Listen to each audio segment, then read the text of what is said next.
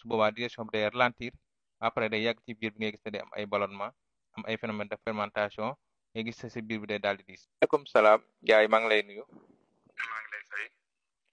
maa ngi lay fay bu baax a baax. ndaw UGP tey jii dañu bëggoon ñu waxtaan ci affaire message parce que kat dafa xew muy màggal gàmmu ba ci yenn xëy sa ngénte yi sax ceet yi da ngay gis ñu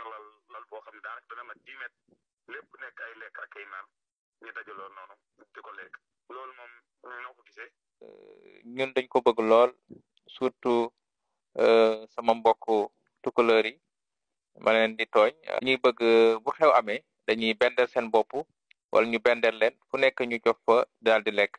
te loolu jafe-jafe yu rëy la mën a indi ci wér-gu-yaramu doomu aadama donc buñ jëlee par exemple nit ñi di gën di def mooy tiim sa soos paregoo sax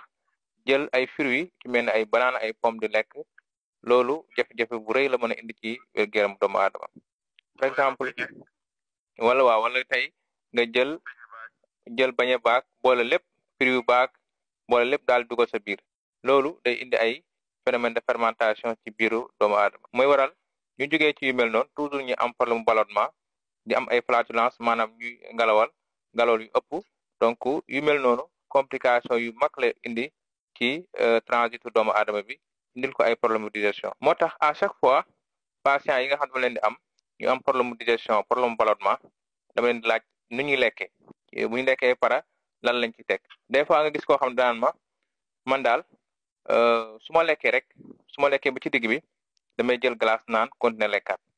loolu tamit day indi ay jafe-jafe parce que glace googu ngay naan bu fekkente ne yaa ngi lekk ba ci digg bi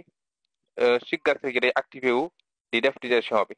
boo naanee glace gi nag day arrêté sucre yooyu nga xam ne mooy transformer lekk ngay lekk su boobaa digestion bi day ralentir après day yàgg ci biir bi ngay gis ne day am ay ballonnement am ay phénomène de fermentation nga gis sa biir bi day daal di diis des fois nga gis ko ne ma